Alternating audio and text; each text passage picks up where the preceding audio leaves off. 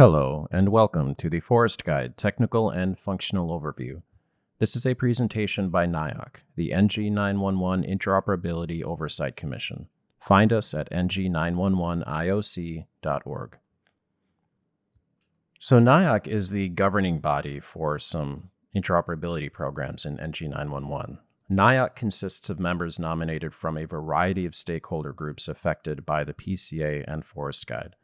The NENA board approved bylaws establishing NIOC and nominations to it in early 2020.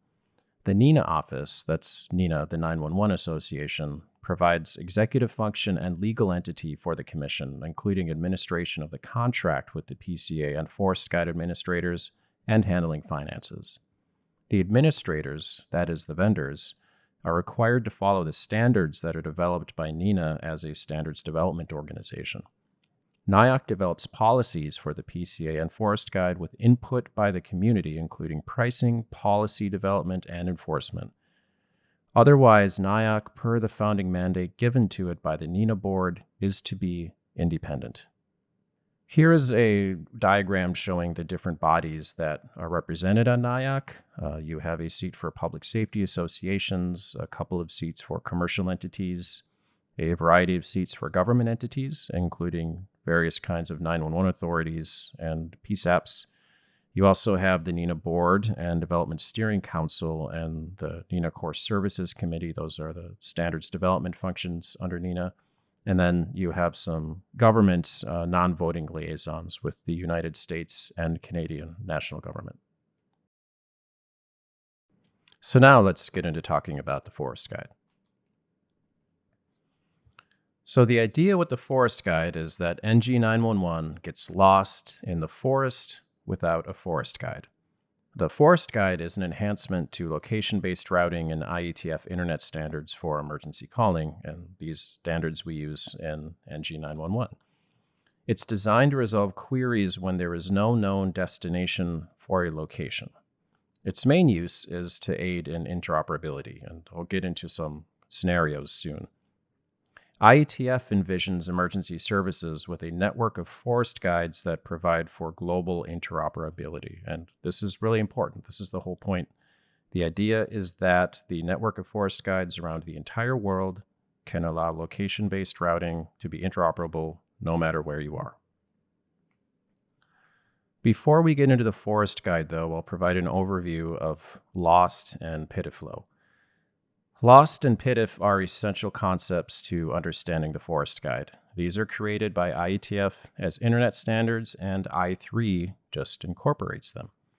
LOST is location to service translation, meaning at my location, you will tell me which service should be serving me to find the PSAP serving where you are located. PITIF is presence information data format. In most NG911 literature, you see PITIFLOW or PITIF location object, which is technically a specific thing, but for colloquial purposes, it works just fine to call it a PITIFLOW. So what is a PITIFLOW? The PITIFLOW comes from Internet Standards 2. It's IETF RFC 4119. Location in NG911 is expressed in this format. One way PITIFLOW can be expressed is with geometry, i.e. a point. This point uses a WGS84 reference ellipsoid, a standard coordinate system. To the casual listener out there, that basically just means GPS coordinates. You're familiar with them, you use them every day. Even though PITIFLOW technically supports many shapes, with collar location, we generally expect one of three: a point, a circle, or an ellipsoid. What shapes do is convey location plus uncertainty. So in 2 dimensions, with only lat and long, I get an x and y coordinate, and I have an uncertainty of, say, 20 meters. So with that, I can draw a circle, and the collar is located anywhere within that circle. If you add altitude and uncertainty, then you also get into 3 dimensions, and you deal with an ellipsoid or a cylinder, and the idea is that the collar is anywhere within that shape. PITIFLOW can also contain a civic address or a dispatchable location. That's just an address. In the example, that's 1700 Diagonal Road, Alexandria, Virginia. All of this is included in the signaling information in the SIP header with the special formatting as detailed in RFC 4119. So it's LOST. LOST is also an internet standard. That's IETF RFC 5222. LOST servers are used in NG911 and specifically the ECRF and LVF, and also the Forest Guide is a LOST server. What a LOST server does is that it ingests location in the form of PITIFlow in a query, and then it finds the service that serves that location. That's the location to service translation. It was created many years ago, assuming services would need a standards-based way to find a service at a location. The idea at the time is that food delivery and rideshare services, which were only taxis at the time, all of these services would need a standard to do this. But what really happened is that they all implemented their own proprietary methods because there really isn't a need for two rideshare services to interoperate with each other. But it's a good solution for NG911 because NG911 is something where we need interoperability between how we route calls between different jurisdictions. So in NG911, LOST is used by the ECRF to find the correct PSAP at a location, or by the LVF to validate that a location is valid. Now that I've mentioned location-based routing, let's talk about it. It's pretty straightforward. With location-based routing, first, an individual's location is expressed in PITIFlow when they dial 911.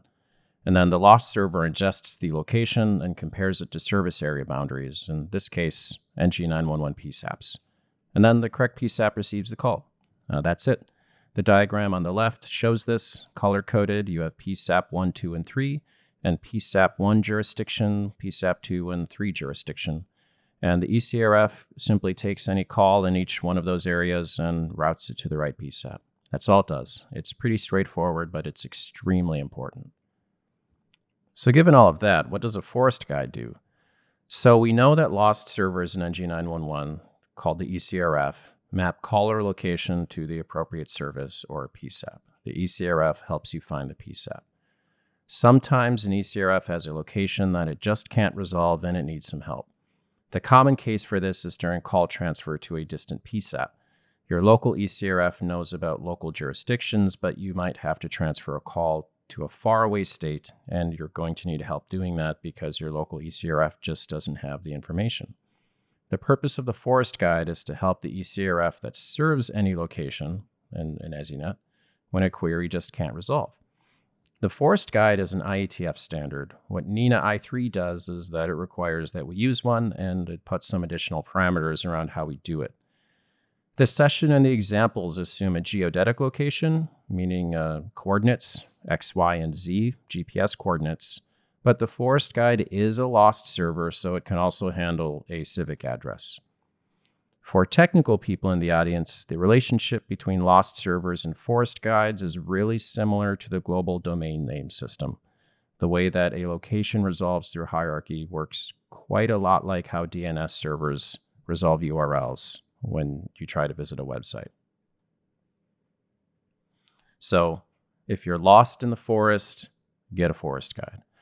This illustration kind of shows a simplified example of two Forest Guides, their child ECRFs, and their PSAPs. But I think by looking at it, you can maybe get the idea how the ECRF on the left might need help finding the ECRF on the right. And to do that, they use Forest Guides.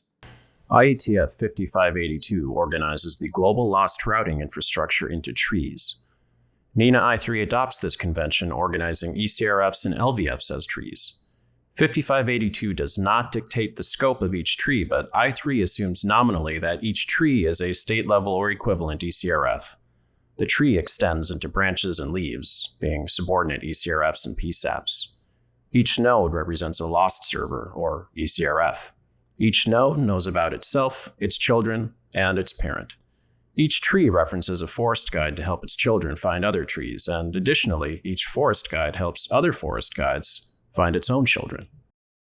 So here's an example of a Forest Guide actually working. So here we have a state, this is Oregon, and they need to transfer a call to a location somewhere outside of their service area. The PSAP asks the local ECRF, and it doesn't get an answer because the ECRF only has the PSAPs for the state of Oregon, so it asks the forest guide for help. The forest guide says, oh, you must be looking for California, so the forest guide gives routing information for a California ECRF, and then the query can continue on down until it's finally delivered to the correct PSAP. A very typical use case for the forest guide is transfer to a distant PSAP, where routing information is just not shared between jurisdictions. This illustration shows an example where a PSAP in the state of Washington needs to transfer a call to the state of Virginia. Today, they do that by looking up a 24/7 transfer number and just transferring the telephone call, and that takes time, and time is important in 911. In NG 911, they can simply send the location that they're transferring to their ECRF, and the ECRF will get instructions from the forest guide, and the call will transfer. It just works, and it's instantaneous. So there's a forest guide that is assumed to be operated for the United States. This is the nominal assumption that is in the I3 standard. NIOC is deploying a forest guide to cover at least the United States, is the intention, starting in 2020. The project is approved and funded through NENA's board with oversight by NIOC to implement the system. The sustainability model assumes that there are fees for interconnection with the forest guide, but very importantly, with a revenue-neutral, no-profit mandate, NIOC can only pay for its expenses. NIOC cannot make any money. It's forbidden under their bylaws.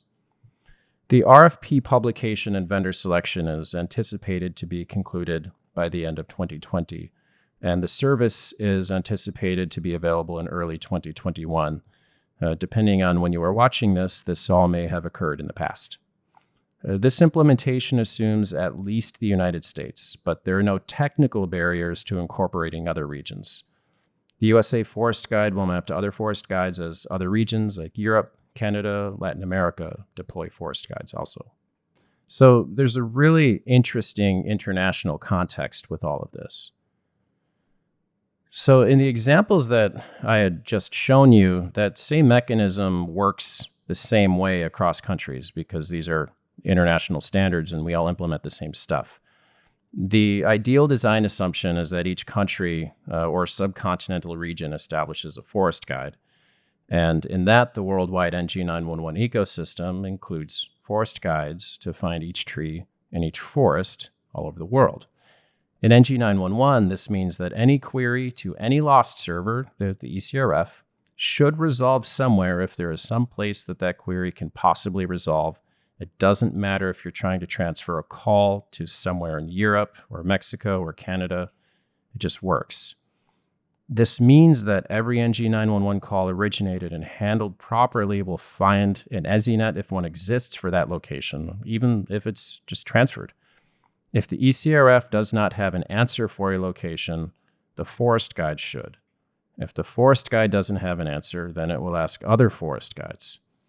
If all of these networks are properly configured, if there's no answer from any of the forest guides, that means that there just isn't an EZNet discoverable at that location. And it's supposed to work like this anywhere in the world. There are some remaining challenges in actually implementing a service like this, though. Technically, developing a forest guide for the United States is pretty straightforward. It's a law server. However, management challenges are substantial. First off, every market in the United States has a different management model with state, regional, and local EZNets. They're all different between all of our states and 6,000 PSAPs in the US. Deploying a forest guide for the United States requires buy-in and participation from all of them. The forest guide also requires a sustainable funding model. Again, building one is straightforward, but managing one to scale is more complicated, and keeping it on all of the time, it needs to be 5 nines. That's 99.999% availability and only 5 minutes of downtime per year for a service critical to the routing and transfer of NG 911 calls in the United States. There are technical features that help with that, like replication of the forest guide in your own EZNet that mitigate the potential for service outages. But again, everyone needs to buy in and everyone needs to do it.